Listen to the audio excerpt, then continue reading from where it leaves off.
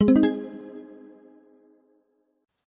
viewers. This is Paladin of Odin, and this is some more Magic the Gathering Online. This is another episode of the Standard Commentary series, and it looks like we've got a new version of Red Deck Wins versus Blue-Red Control. And right now, Blue-Red has Thing in the Ice and Fevered Visions, but the problem with Fevered Visions right now is against a deck like Red Deck Wins, he burns through his hand very, very fast. So now basically all Fevered Visions is a Howling Mine. It's just helping him. But he is rocking a lot of werewolves here. He just needs to be able to flip them. And then he'll be in real good shape. Uh, Double Neckbreaker, +2, +0, and trample on all your attacking creatures. If you can flip this guy, it has menace. I really like this creature. The one drop 1/1 haste is nice, and then the flip side is a 2/2 menace. I really like him. Sphinx's tutelage from the other side. So he's got his mill combo set up, and 0/4 is plenty big enough to block most of these creatures. The problem is that he has a lot of creatures. In a one-on-one, Thing in the Ice can block any one of these creatures. But Blue-Red is running into the problem that it's not just one creature.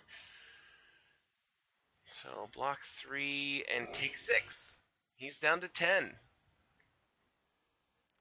Red is finally up to enough cards to actually take damage from Fevered Visions.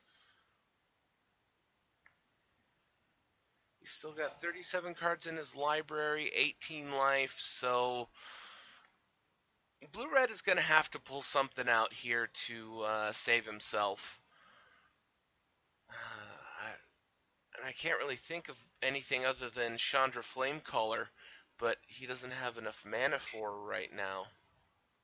Engulf the Shore for 3. Okay, so he is running Engulf the Shore. Not a bad choice, it just means that you have to dedicate some of your mana base to being a lot more islands. And more importantly, all those creatures are back in his hand, so Red has to redeploy as many as he can, and on top of that, he's never going to get below 4 in a single turn again. So, well, it's possible in a couple of turns, but most likely in a couple of turns, he's going to be in a lot more trouble than he is right now.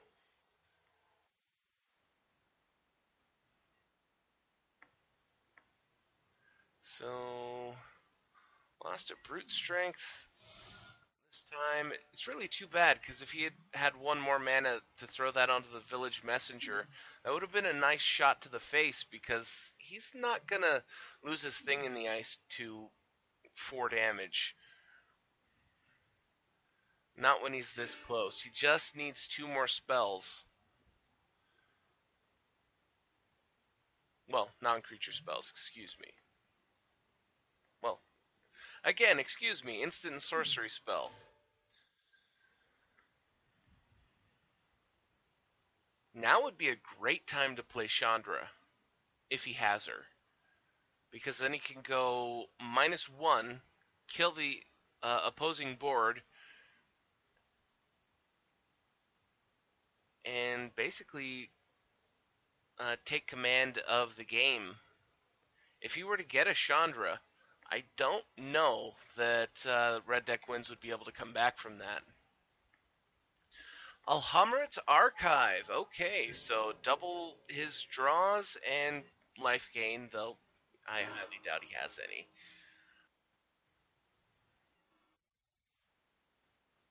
So Red Deck is down to 23 cards, which is pretty much a guarantee that he's going to get milled in the next couple turns. Because 2 cards. Let's see, if you draw a card except the first one you draw in each of your draw steps. So he'll draw 1 during his turn, draw 2 off of Fevered Vision, so that's 3. Ooh, Exquisite Firecraft to the face. Off of an Abbot of Carroll Keep. And he might as well attack in here since he has 2 attacking creatures. He'll guaranteed get through with 1. So that's 1 more damage, down to 5. So it is possible for red deck to be able to win here. Another Exquisite Firecraft, unlikely, but it would most likely win him the game. What is that new one? I can't remember. It's the 1 red and X. Burn from Within, is that what it's called? Oh, another Sphinx's Tutelage, followed by Catalog.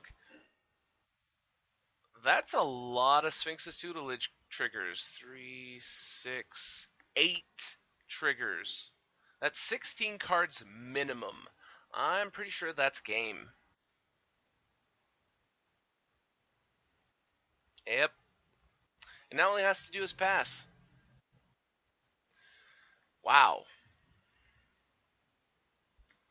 So, on to game 2. Alright, turn 2 Thing in the Ice from Blue-Red. I am really surprised that we didn't see a first or second turn play from Mono-Red. Exquisite Firecraft to kill off Thing in the Ice. Okay. Now, Blue-Red had a really good run in the last game. But by no means is that going to happen every time. You saw that Mono-Red got him down to 5. So it wouldn't have taken much for Red to kill him in that game. You know, 1 or 2 things going differently, or being played, or not being played versus them being played. Ooh, and Gyre Reach Bandit with Titan Strength, 6 damage. Magmatic Insight. So Sphinx's Tutelage is getting a workout here. And another Magmatic Insight.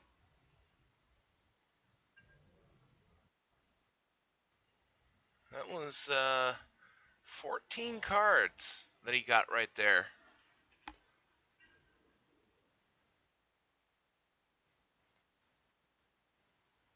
Okay, Gyre Reach Bandit going in again.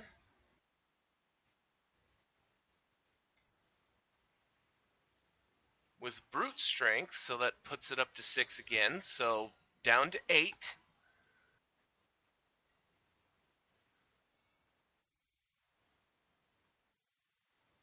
Blue-Red really needs to get rid of that Gyre Reach Bandit. Something as simple as a Fiery Impulse would probably save him here. Or, well, it has haste. I was going to say he could bounce it, but it would just come back the next turn, and since it has haste, it would be swinging.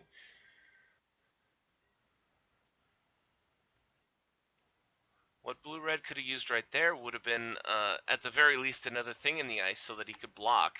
No plays, so Gyre Reach Bandit flips into Villadin Pack Alpha. Exquisite Firecraft to the face, can't be countered. That's 4 damage, we'll take him down to 4. Clash of Wills. Doesn't work on Exquisite Firecraft with Spell Mastery. So, that's game. 4 damage from Exquisite Firecraft, 4 damage from the Werewolf. And he concedes. Like I said, Blue-Red, no guarantee that he was going to win that game, and that game proved it. He did not have a good run, and Red took him down hard. And Exquisite Firecraft showed off its worth, being able to be cast that, well, be able to be uncounterable. So, before I lose the ability to speak coherently anymore, that'll be the end of this video. That was Red Deck wins versus Blue-Red Control. And if you liked what you saw, hit that like and subscribe button for me, and I'll see you in the next video.